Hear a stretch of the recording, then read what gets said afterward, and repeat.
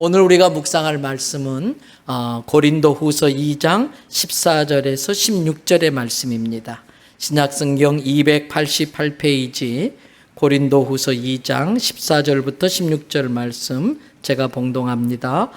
항상 우리를 그리스도 안에서 이기게 하시고 우리로 말미암아 각 처에서 그리스도를 아는 냄새를 나타내시는 하나님께 감사하노라. 우리는 구원받은 자들에게나 망하는 자들에게나 하나님 앞에서 그리스도의 향기니 이 사람에게는 사망으로부터 사망에 이르는 냄새요 저 사람에게는 생명으로부터 생명에 이르는 냄새라. 누가 이 일을 감당하리요. 아멘. 할렐루야. 오늘도 저와 여러분의 가정, 자녀 그리고 하는 모든 일들마다 하나님의 돕는 손길이 함께 하시기를 주님의 이름으로 축복합니다. 오늘 설교의 제목이 뭔가요? 나는 누구인가? 지난주와 똑같습니다. 그래서 오늘 마찬가지로 나는 누구인가? 정체성이라고 그러지요. 나는 이런 사람입니다. 자아인식, 자기인식, 이 정체성에 대해서 또 계속 말씀을 드리려고 합니다. 정체성은 자기가 진리라고 믿는 것에 의해서 형성되어져 갑니다. 따라서 내가 믿는 진리가 바뀌지 않는 한 나의 정체성은 바뀌어서는 안 되는 것입니다. 저나 여러분이나 우리 그리스도인들은 하나님의 말씀을 진리로 믿는 줄로 믿습니다. 성경을 진리로 믿습니다. 따라서 모든 그리스도인들은 하나님의 말씀인 진리인 성경의 근거에서 자기가 누구인지, 어떻게 해서 이 세상에 왔고 이 세상에서 무엇을 해야 되고 이 세상에서의 삶을 마치면 어디로 가야 되는지 자기 정체성을 성경을 통해서 알고 있어야 되고 그렇게 살아야 됩니다. 이 정체성이 환경과 상황에 의해서 흔들리거나 변질되어서는 안 됩니다. 이 정체성이 흔들리면 삶에 혼란이 옵니다. 그리고 이 정체성의 혼란이 오면 정체성대로 살지 못하면 하나님이 예비하신 축복도 잃어버리게 됩니다. 성경에 나오는 인물 중에 자기 정체성을 분명히 깨닫지 못하고 정체성의 혼란이 와서 하나님이 주시겠다고 하신 약속된 축복도 까먹어버린 사람이 나와요.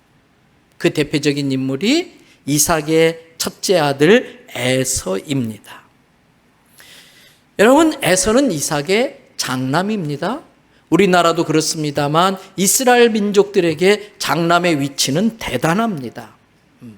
출애굽 당시 모세가 애굽의 바로왕 앞에서 행한 10가지 재앙이 있었습니다. 그때 10번째 재앙이 장자의 죽음입니다. 애굽의 모든 초태생, 처음 태어난 것은 사람이든 짐승이든 다 죽음을 맞이합니다. 그때 하나님께서 이스라엘 백성들에게 은혜를 베푸시지요. 죄 없는 어린 양을 잡아서 문설주, 문 입구에 바르면 죽음의 사자가 왔다가 여기는 생명을 바쳤구나. 그래서 그 양의 피를 보고 죽음의 사자가 건너뛰었다. 건너갈 자, 건너갈 월담한다 그러지요. 그래서 유월절 절기가 생기게 됩니다. 그때부터 이스라엘 백성의 초태생, 처음 태어난 장자는 다 하나님의 것입니다. 그래서 이 장자는 하나님의 말씀대로 살아야 될 책임이 있습니다. 그런데 그 책임이 무겁긴 하지만 그 책임에 비하면 장자에게 주시는 축복과 은혜는 비교할 수 없을 정도로 귀하고 큰 것입니다. 그건 영광스러운 것입니다. 에서가 그것을 몰랐습니다. 자기가 장자라고 하는 것에 대한 정체성이 부족했습니다. 그 장남의 축복이 얼마나 귀한 것인지 알지 못했습니다. 그런데 그것을 부러워했던 한 인물이 있었습니다. 내가 장남으로 태어났으면 얼마나 좋았을까? 저 장남의 축복을, 저 장자의 축복을 어떻게 하면 내가 받을 수 있지? 그걸 사모하는 한 사람이 있었습니다. 바로 에서의 동생 누굽니까? 야곱이었습니다. 천국은 침노하는 자의 것이라고 야곱은 늘 장자의 축복을 사모하면서 어떻게 저것을 자기가 차지할까 고심을 하는 거예요. 그러던 어느 날 야곱이 먹을 것에 약한 에서의 약점에 아이디어를 착안합니다. 그 약점을 이용합니다. 사냥하고 돌아오는 에서가 늘 배가 고파서 어쩔 줄 몰라 하는 것을 보고 그때를 노리는 겁니다. 에서가 평소에 팥죽을 좋아하는 걸 알고 있던 야곱은 하루 종일 들판에서 뛰다가 배가 고파서 돌아오는 그 에서가 돌아오는 길목에 팥죽을 맛있게 끓이고 기다리는 거예요. 아니나 다를까 에서가 걸려듭니다. 동생 야곱에게 야곱아 내가 배고파 죽겠어. 형에게 그 팥죽 좀 하나 줄 수 없겠니? 형 무슨 소리야. 내가 얼마나 정성을 들여 끓인 팥죽인데 이걸 그냥 줘? 아 형제끼리 왜 그래 좀 줘. 그래? 줄 수는 있는데 형 나랑 거래를 하자. 팥죽 한 그릇 여러분 먹고 싶은데 안 준다면 더 먹고 싶잖아요. 막 그 목매는 에서에게 제안을 하는 거예요. 딜을 하는 거예요. 거래를 하는 거예요. 창세기 25장 31절부터 34절을 보세요. 야곱이 이르되 무엇을? 형의 장자의 명분을 어떻게 하라고? 오늘 내게 팔아라. 달라고 하지 않아요. 거저받겠다고 하지 않아요. 팔아라. 왜? 합법적으로 차지하려고. 합법적인 근거를 마련하려고. 이것을 모르는 멍청한 에서는요. 뭐라고 그래요? 32절에 야 내가 지금 죽을 지경이야. 배고파 죽을 지경인데 그 장자의 명분이 내게 무슨 소용이 있어? 너나 가져. 그랬더니 33절 야곱이 얼마나 철저한지 형 맹세를 해. 그냥 하면 안 되고 하나님의 이름으로 맹세를 해. 아 그까짓 거 못해? 배고파 죽겠는데. 그리고 맹세를 하고 장자의 명분을 야곱에게 어떻게 했어요? 준 게 아니라 팔았어요. 34절 야곱이 떡과 팥죽을 에서에게 주매 에서가 먹으며 마시고 일어나 갔으니 에서가 어떻게 했다? 장자의 명분을 가볍게 여겼다. 우습게 여겼다. 여러분 우리가 예수 그리스도의 보혈로 구원받은 게 얼마나 큰 축복인지를 분명히 아시기를 바랍니다. 그런데 우리가 이 세상 것에 눈이 멀어가지고 이 세상 팥죽에 이 귀한 하나님의 자녀의 직분을 팔아버리는 경우들이 있어요. 그 순간 장남에게 주어졌던 모든 특권과 축복이 에서에게서 야곱에게로 싹 옮겨지고 맙니다. 여러분 그래요. 내가 받은 은혜가 얼마나 귀한지, 내가 누구인지 그리스도인으로서 자기 정체성이 분명하지 않으면 하나님이 주시는 예비된 축복까지도 날아가 버린다는 걸 깨달으시기를 바랍니다. 때문에 여러분 내가 지금 이 자리에 있다는 게 얼마나 큰 축복인지 몰라요. 하나님께서 교회를 통해 맡겨주신 교사의 직분, 찬양대의 직분, 구역장의 직분, 이러한 모든 직분을 귀하게 여길 줄 아시기 바랍니다. 그런데 이와 반대로 자기의 정체성을 분명히 알아서 하나님의 축복을 누렸던 한 사람이 있습니다. 바로 다니엘입니다. 다니엘은 참 힘들고 어려운 세상에 태어나가지고 바벨론의 포로로 끌려가는 기구한 인생을 살아요. 그럼에도 불구하고 다니엘은 내가 비록 포로로 바벨론에 끌려와 있지만 나는 이곳에서도 하나님의 백성답게 살겠다. 코로나 감염 소식이 들리든 물난리의 소리가 들리든 주식이 올라가고 집값이 올라가고 어떤 난리의 소리가 들린다 할지라도 나는 여전히 하나님의 백성으로 살겠다. 다니엘이 그렇게 뜻을 정한 거예요. 여러분 다니엘 7장에 보니까 바벨론의 느부갓네살 왕이 포로로 끌려온 이스라엘 포로들 중에 왕의 가족 또는 왕의 후손, 귀족의 후손들 중에서 출중한 인물들을 발탁해가지고 왕실에 특별 교육을 시키고 왕의 산의 진미를 먹여가면서 인재로 등용하려고 하는 계획을 세웁니다. 거기에 다니엘과 세 친구가 선발되었어요. 출세할 수 있는 찬스를 맞이한 겁니다. 비록 포로의 신분으로 끌려왔지만 이제 잘만 하면 고생 끝. 호의호식하며 부귀영화 누리며 호강하며 살 수 있는 기회가 온 겁니다. 여러분 그런데 그러려면은 자기 정체성을 포기해야 돼. 다니엘서 1장 7절을 보세요. 환관장이 어떻게 했어요? 그들의 이름을 고쳐라. 다니엘은 벨드사살, 하나냐는 사드락, 미사엘은 메삭, 아사라는 아벳느고로 이름을 개명해라. 이스라엘의 이름을 버리고 바벨론의 이름을 가져 쓰라는 거예요. 여러분, 이름을 바꾼다는 건 정체성을 포기한다는 거예요. 우리나라도 어제가 일제식민지 75주년이잖아요. 해방된 지. 일제식민지로 살 때 우리 어르신들 그랬잖아요. 창씨 개명, 성을 다 바꿔요. 또 한국 이름 버리고 일본식 이름을 다 가져야 돼요. 뭐 아약고 우짝고 다 바꿔야 돼요. 왜요? 조선 사람의 정체성을 없애버리고 일본 천황의 식민으로 사는 정체성을 심어주겠다고 이름을 바꾸는 거예요. 어쩔 수 없이 이름을 바꿨지만 그때마다 다니엘은 속으로 믿음의 칼을 가는 거예요. 신앙의 칼을 가는 거예요. 어떻게 하는지 보세요. 다니엘서 1장 8절을 보세요. 다니엘이 어떻게 했어요? 뜻을 정했다.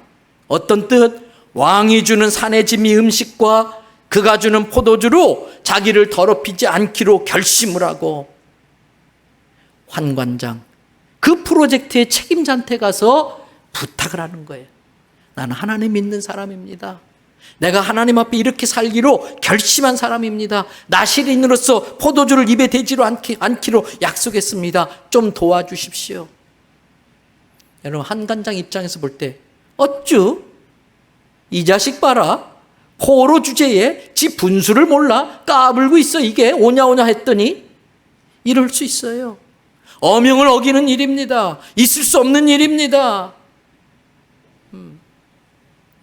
그런데 하나님이 도와주시면 어떻게 되는지 보세요. 다니엘 1장 9절을 보세요. 하나님이 다니엘로 하여금 환관장에게 어떻게 됐어요? 은혜와 긍휼을 얻게 하신지라. 하나님께서 환관장의 마음을 움직여 주신 거예요. 다니엘을 귀엽게 보게 만드신 거예요. 아이, 그 녀석 기특하네. 아직 젊은 녀석이 아주 심지가 반듯하네. 내가 좀 도와줘야겠다. 그런 마음이 들게 된 거예요. 여러분, 우리의 일상생활도 마찬가지예요. 자녀들, 그 마음이, 자녀들이 부모들 마음에 들지 않을 때 있어요. 요즘에요, 저희 집에 김정은도 무사고하는 애가 하나 있잖아요. 그 유명한 중이가 저희 집에 있어요. 소이도 아니고 대이도 아니고 중이가 있어요. 이 녀석이 사춘기니까 제가 무슨 말만 해도요, 틱틱거려요. 하경아 그러면 왜요? 어제는요, 지 엄마하고 붙기 직전이었어요. 아내가 너 눈 그렇게 뜰 거야? 소위 말하면 눈 까라 이거예요. 너 엄마한테 말투가 뭐야? 여보, 사춘기야, 사춘기. 여러분, 그게 정상이에요.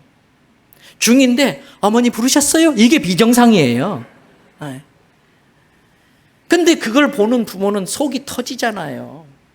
근데 그때 아이들한테 암만 이야기해봤자 그 이야기 듣고 고쳐지면 걔는 중2가 아니에요. 걔는 고2지요. 대이지요. 대학교 2학년 대이지요. 여러분, 나는 교육한다고 하는데 애들은 잔소리로 들어요. 오히려 더 엇나가고 더 부모하고 다른 모습으로 가는 거예요. 그때 우리 그리스도인들이 해야 할 일은 십자가 앞에 엎드리는 거예요. 애들한테는 칭찬과 격려만 하셔야 돼.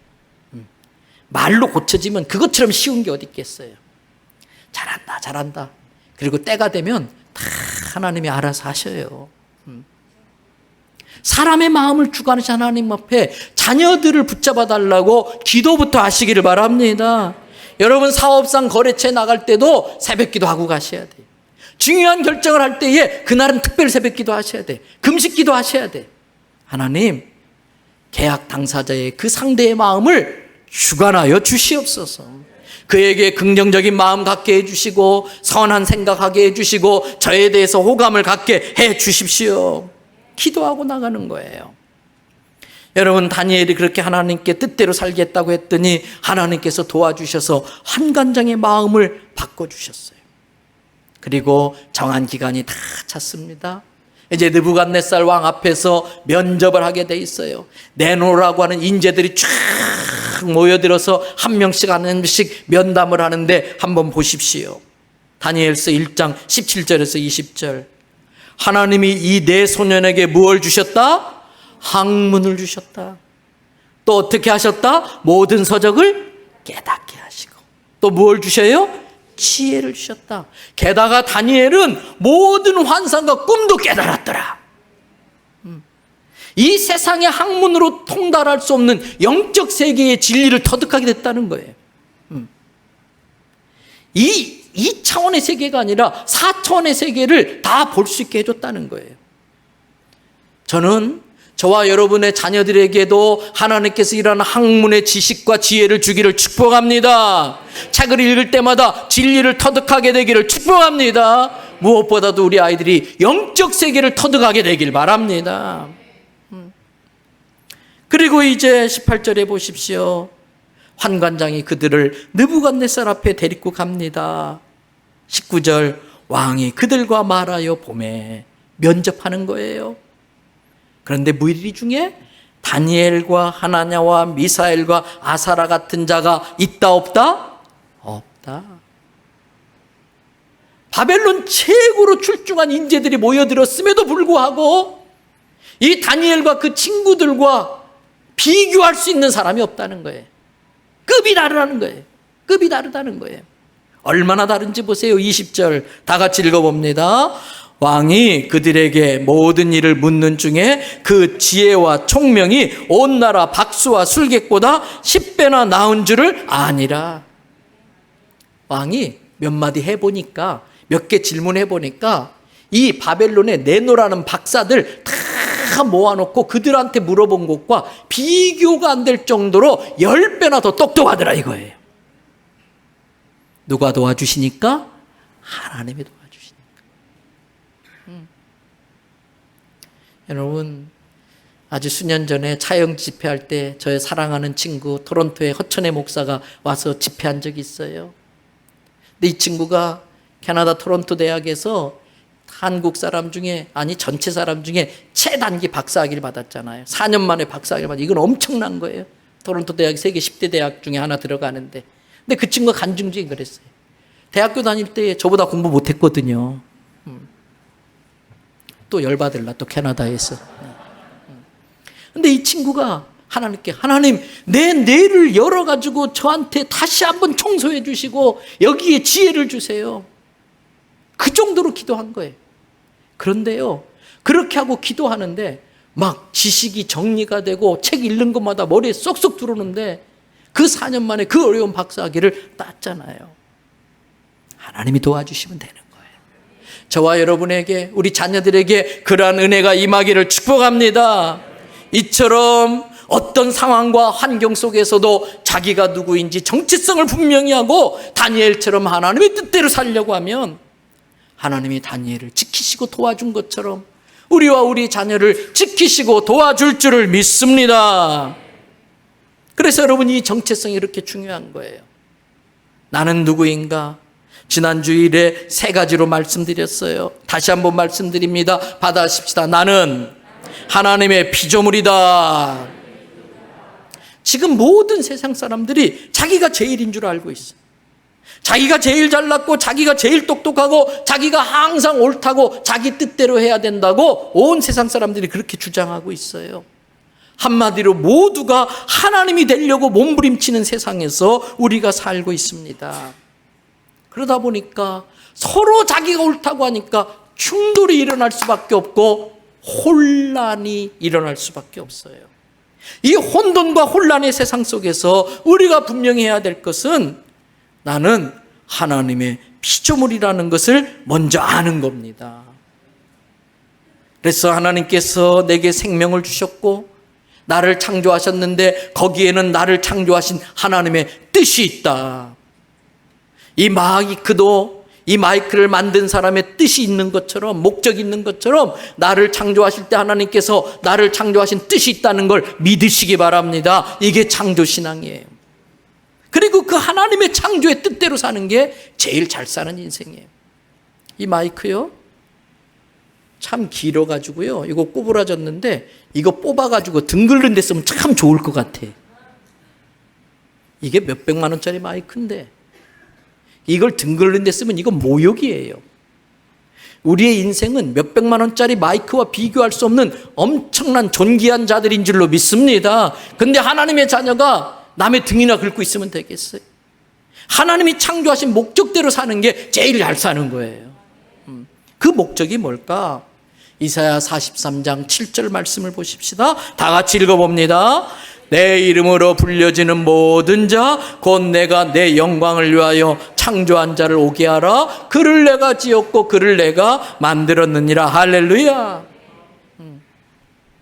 내 이름으로 불려지는 자. 여러분, 베토벤이 작곡을 탁 하고 나면 악보 맨 앞에 장 위에다가 뭐를 쓸까요? 베토벤 사인을 샥 해. 피카소가 그림을 다 완성하고 나면 맨 밑에다가 뭐를 해요? 피카소 사인을 탁 해요. 사람들은 그것을 보고서 이거 피카소 작품이구나, 이거 베토벤 작품이구나 아는 거예요. 그 사인 때문에 베토벤의 이름으로 불려지는 거예요. 하나님께서 우리를 창조하셨을 때에 너는 나의 작품이야, 내가 너 만들었어, 우리에게 하나님의 사인을 해놓은 걸 믿으시기를 바랍니다. 이걸 믿는 사람은 하나님의 자녀로 불려지는 거예요. 이걸 인정하는 사람은 하나님의 백성으로 불려지는 거예요. 내 이름으로 불려지는 자들을 다 내게 오게 하라. 내가 my glory, 내 영광을 위하여 그들을 지었고 만들었다. 그러면서 이사야 43장 21절을 보세요. 다 같이 한번 읽어보겠습니다. 21절의 말씀. 이 백성은 내가 나를 위하여 지었나니 나를 찬송하게 하려 함이니라. 우리를 지었는데 뭐 하려고? 나를 위하여 찬송하게 하려고.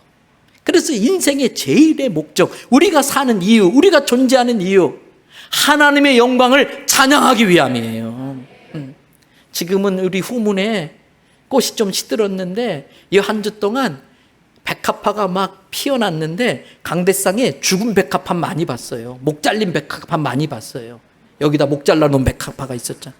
쟤네들은 목이 붙어 있더라고요. 살아 있더라고요. 그래서 제가 막 사진을 찍어놨어요. 얼마나 신통방통한지. 그 자체로 하나님께 나팔 부는 것 같아. 막 찬양하는 것 같아. 우리도 우리의 존재 목적이 하나님의 영광을 찬양하기 위함이에요. 그래서 여러분, 하나님을 찬양하기 위하여 우리가 모인 게 예배예요. 예배 중에 하나님을 찬양하는 제일 좋은 방법이 찬송인 줄로 믿습니다. 그래서 저는 우리 1부도 그렇고 2부도 그렇고 3부도 그렇고 수요일 날도 그렇고 오후 찬양 예배도 그렇고 찬양팀들 하나하나마다 어쩌면 그렇게 은혜롭게 그렇게 찬양을 잘하는지 몰라요.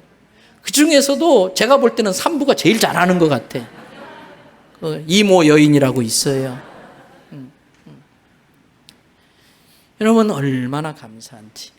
찬양 중에 사울을 붙잡고 있던 악령이 떠난 걸 믿으시기 바랍니다. 귀신에 시달리는 사울 왕을 위해서 다윗이 비파를 트면서 찬양을 드릉 했더니 귀신들이 떠나는 역사가 일어났어. 여러분, 아까 찬양할 때 오늘 왜 이렇게 신나요? 막 저도 막 박수 막 치는데 수지침이 별겁니까? 손의 경락을 자극해서 몸의 기운을 살리고 건강해지자는 건데 수지침보다 더 세게 그냥 빡빡 했더니 수지침 몇백 대 맞은 거예요. 그런데 하나님을 찬양하겠다고 예배에 오신 분들이 찬양 시간에 마스크로 다 가리고 있으니까 찬양하는 척하면서 주보 오타 난 거 없나 그거 찾고 있어. 여러분, 우리의 목적은 하나님을 찬양하는 데 있다는 걸 아시기를 바랍니다. 그게 피조물이에요. 그게 나가 피조물이라는 정체성이에요. 그래서 먹든지 마시든지 무엇을 하든지 주의 영광을 위하여 주님 찬양하고 주님의 영광 드러내시기를 바랍니다. 이거 잊어버리면 에덴 동산 뺏겨요. 이 정체성을 놓쳐버리면 고아도 아닌데 고아처럼 살게 돼요. 그러나 이 정체성이 분명하면 어떤 상황 속에서도 에덴 동산을 누리며 사는 거예요. 초막이나 궁궐이나 하나님 나라일 줄로 믿습니다. 두 번째, 우리의 정체성이 뭐라고 그랬습니까? 지난주에 받아십시다. 나는 하나님의 자녀다. 부모에게 가장 중요한 존재는 자식입니다. 부모의 가장 큰 일은 자식을 키우고 자식을 악한 것으로부터, 사건 사고로부터 지키고 보호하는 일이에요. 하나님도 똑같습니다. 아버지신 하나님은 자녀된 우리를 지키시고 보호하시는 줄로 믿습니다. 졸지도 아니하시고 주무시지도 아니하시고 자기 눈동자처럼 지킨다 그랬어요. 하나님은 그렇게 우리를 보호해 주실 뿐만 아니라 우리에게 자녀된 권세도 준다고 그러지 않았습니까? 그게 아빠 카드예요. 언제나 쓸 수 있는 아빠 찬스입니다. 여러분, 제가 종종 말씀드리죠. 이 세상에 제일 뻔뻔한 존재가 자식이라고요. 이 중이들은요, 말하기도 싫은가 봐요. 말도 길게 안 해요. 아빠 충전. 그럼 찍소리 못하고 교통카드 충전해 줘야 돼요. 받아가는 주제에 무슨 위세를 그렇게 떠는지. 지가 차려 먹는 것도 아니고 엄마가 그렇게 정성껏 차려주는데 밥 안 먹어. 밥 먹는 거 가지고 그렇게 위세를 떨어요. 이 자녀의 권세가 무서워요. 근데 권세는 써야 효력이 나타나는 거예요. 카드는 끌어야 결제되는 것처럼. 그래서 우리 성도들이 늘 자녀된 권세 좀 끌어달라고 평일에도 교회 본당 열어놓고 조명 켜놓고 음악 틀어놓으면서 기도할 분위기를 만들어 놓는 거예요. 여러분, 밤낮으로 수시로 기회 있을 때마다 성전 찾아 나와서 카드 긁으시기 바랍니다. 사도 요한은 요한 1서 5장 14절에 그를 향하여 우리가 가진 바 담대함이 이것이니, 하나님 앞에 뻔뻔함이 이것이니, 담대함이 이것이니 그의 뜻대로 무엇을 구하면 들으심이라. 모세가 카드 긁었더니 홍해가 갈라지더라고요. 모세가 하나님 앞에 두 손 들고 기도했더니 여호수아가 그날의 전쟁에 이기도록 태양이 돌지 못하게 하나님이 딱 붙잡아 놓고 있더라고요. 히스기야가 살려달라고 눈물로 기도했더니 이 태양을 뒤로 15도 거꾸로 돌리면서까지 약속을 지키겠다고 하면서 15년을 살려주시더라는 거예요. 엘리야가 갈멜산에 올라가서 카드 긁었더니 3년 반 동안 비가 오지 않았던 이스라엘 땅에 억수 같은 장대비가 쏟아진 걸 믿으시기를 바랍니다. 성경은 말해요. 마태복음 7장 11절을 보세요. 너희가 악한 자라도 부모라고 하면은 좋은 것으로 자식에게 줄 줄 알거든. 하물며 누구일까 보냐? 하나님은 너희 중에 악한 놈이 있다 할지라도 부모라면은 자식에게는 좋은 거 주더라. 세상에서 못된 짓 다 하고 나면서도 자식한테는 좋은 거 주더라. 그런데 비교할 수 없이 좋으신 그 하나님께서 자식이 구하는데 좋은 것으로 주시지 않겠느냐. 여러분, 자녀의 권세를 누리며 사시기 바랍니다. 또 세 번째, 우리의 정체성. 다 같이 나는 그리스도의 신부다. 하나님이 우리를 예주바, 남편에게 버림받은 여자라고 부르지 않고 헤프시바. 나의 기쁨이 너에게 있다. My joy is on you. 나의 기쁨이 너에게 있어. 비올라. 너는 내 것. 너는 주인 있는 몸. 우리를 헵시바, 뷰라로 불러준다고 그랬어요. 그렇습니다. 모든 그리스도인은 그리스도의 신부입니다. 신부는 신랑을 기다려야 신부입니다. 신부는 딴 남자에게 눈 팔면 안 됩니다. 우리는 그러므로 그리스도의 신부로서 세상에 눈 감고 주님만 바라봐야 할 줄로 믿습니다. 결혼을 앞둔 신부의 가장 큰 관심사는 결혼식입니다.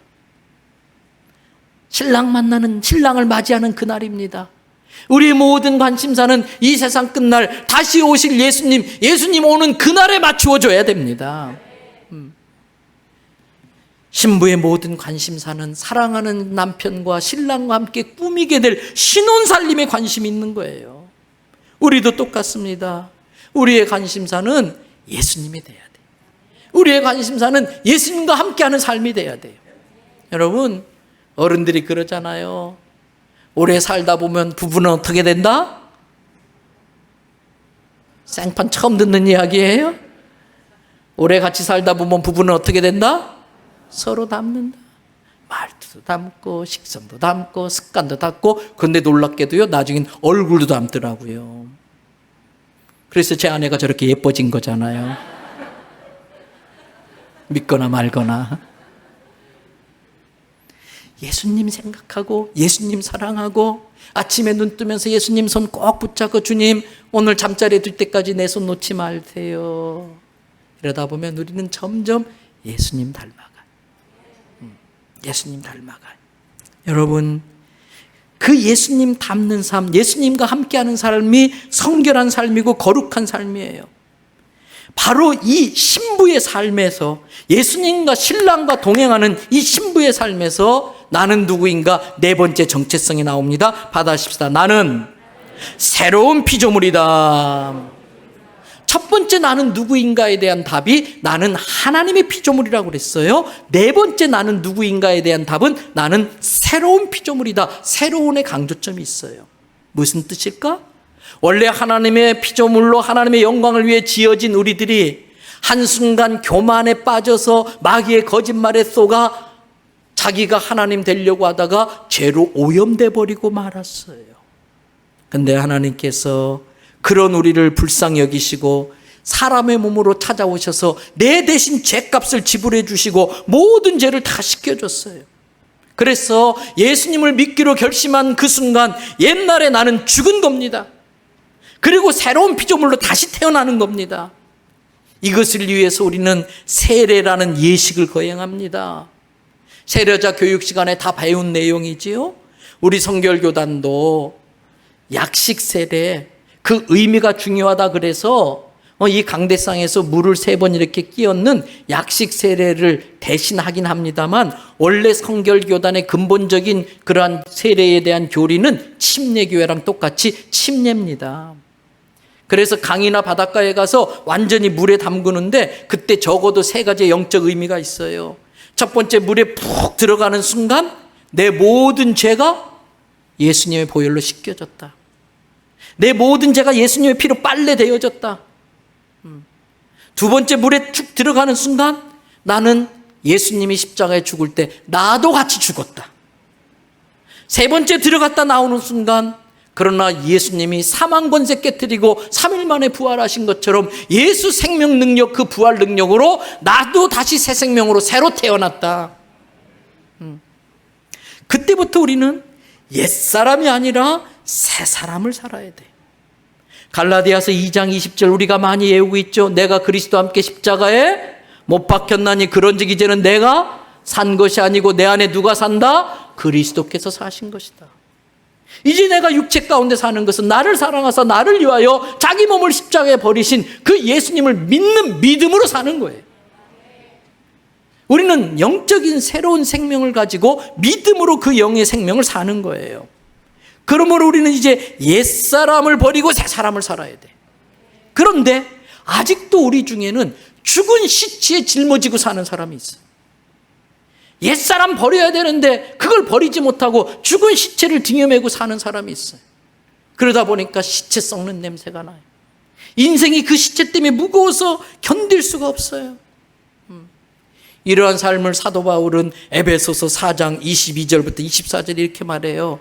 너희는 계속해서 유혹의 욕심, 이 육신을 입고 살아가는 동안에는 우리가 오늘 예언 구절처럼 육신의 정욕과 이생의 자랑과 안목의 정욕이 있다 보니까 유혹을 받지 않을 수가 없는데, 그걸 잘라내지 않으면 여전히 우리는 옛사람, 썩어져가는 구습을 따르는 옛사람으로 살게 되는 거예요.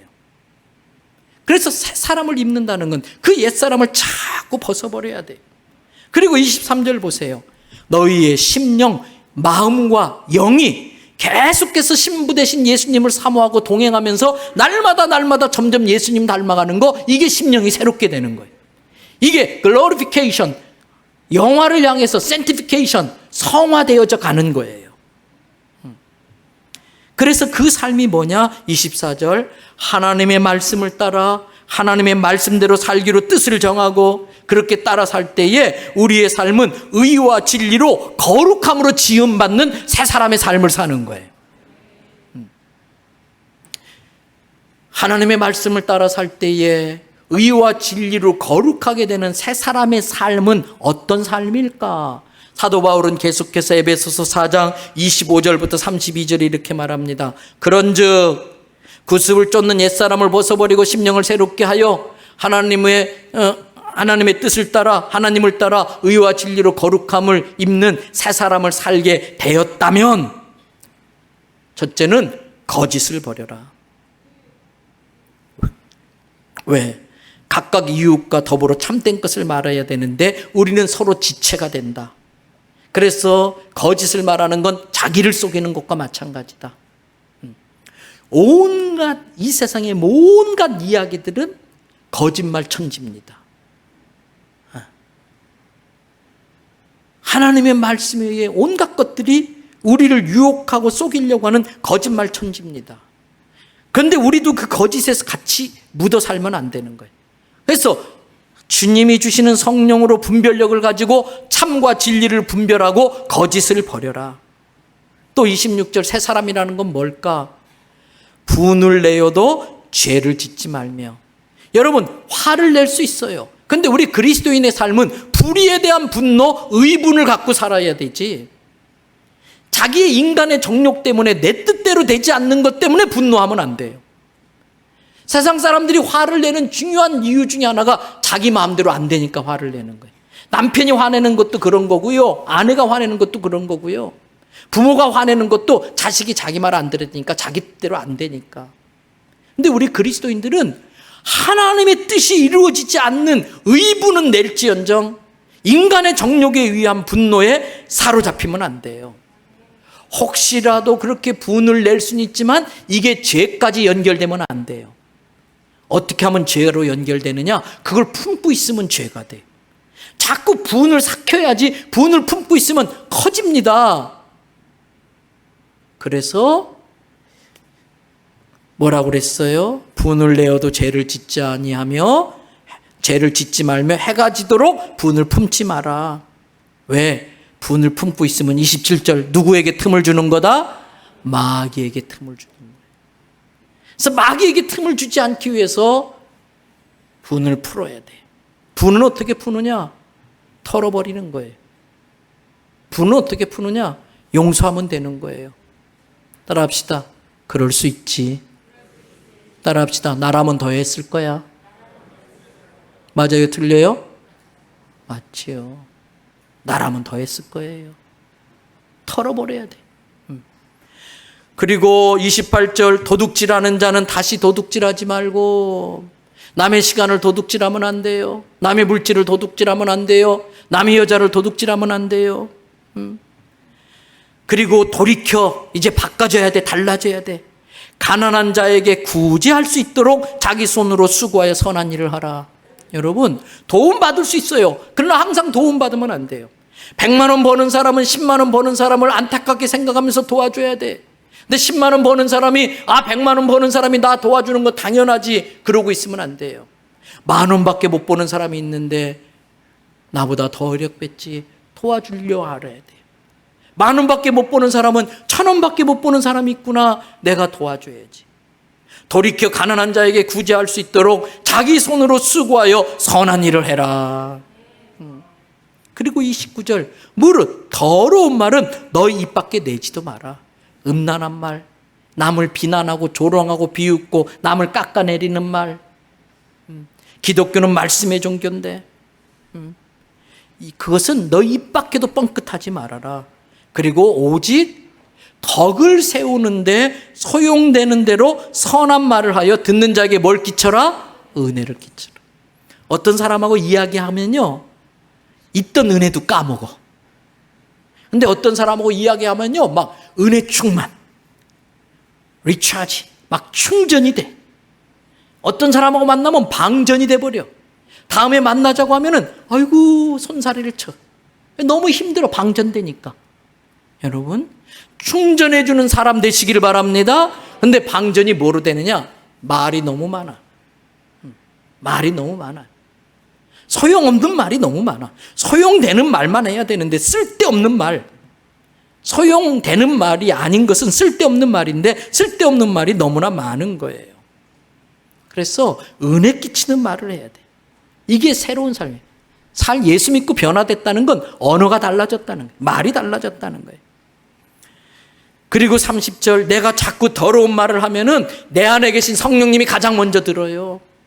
내 안에 계신 성령님이 다이나믹하고 아주 에너제틱하고 막 그래야 되는데 성령님 낙심시키는 말, 근심하게 하는 말을 하면 성령님이 자꾸 위축되셔요. 인격자이니까 억지로 하지 않으시고 내가 스스로 깨닫고 할 때까지 성령님은 근심하면서 기다려주는 거예요. 근데 성령님이 위축되면은 내가 거룩한 삶을 살지 못해요. 능력 있는 성도의 삶을 못 살아요. 그러나 성령님이 기뻐하는 말을 자꾸 할 때에 성령님은 내 안에서 더 힘이 있어서 우리로 하여금 그리스도의 날까지, 구원의 날까지 이끌어주시고 도와주시는 줄로 믿습니다. 그래서 31절, 너희는 모든 악독.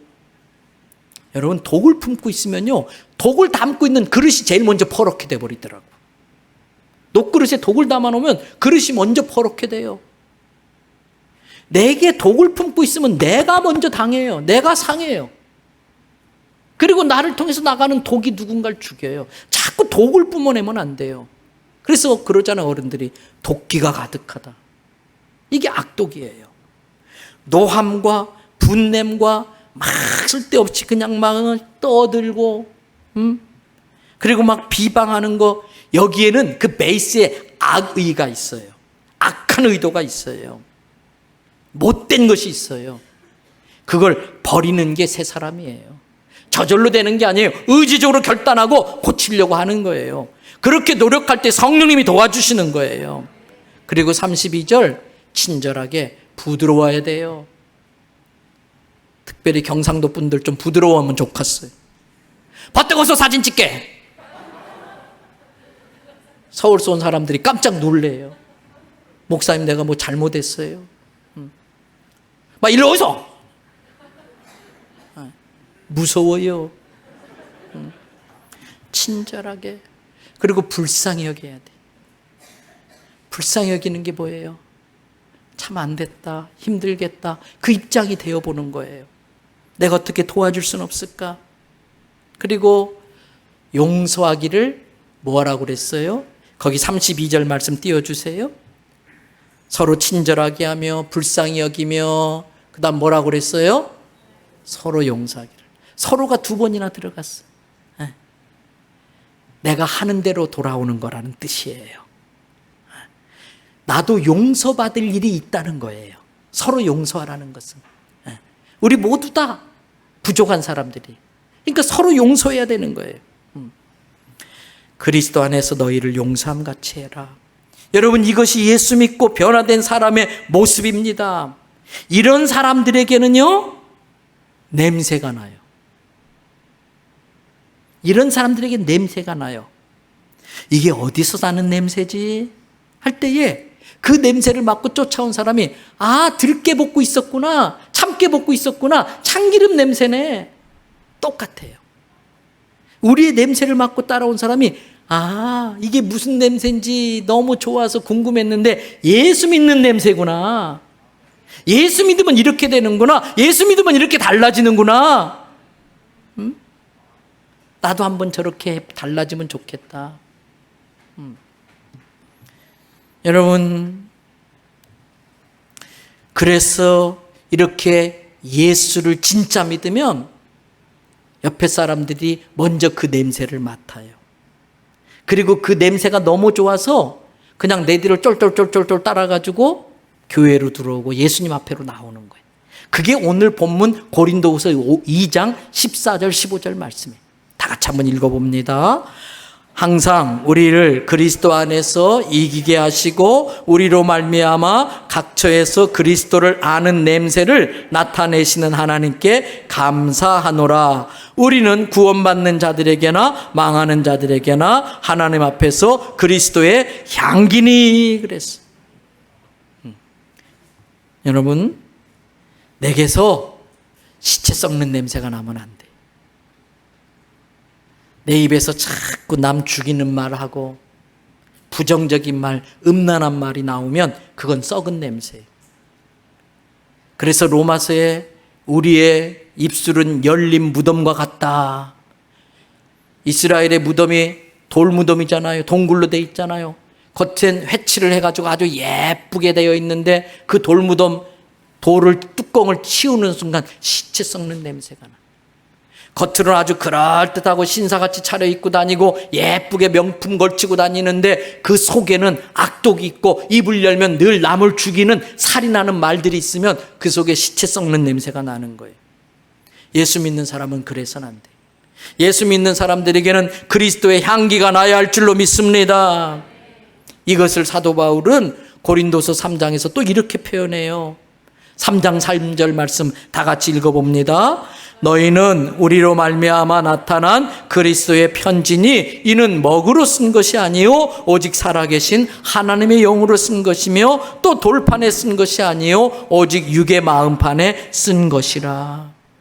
성경은 우리 인류를 향한 하나님의 연애 편지예요.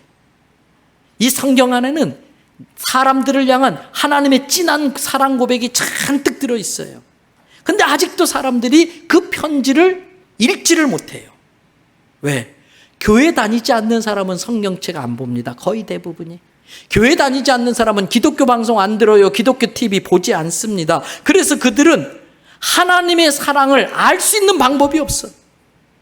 그래서 하나님께서 자기의 사랑을 우리 마음판에 써가지고 세상으로 붙여버렸어요. 그래서 우리는 하나님이 이 세상에 붙여보낸 그리스도의 편지인 거예요.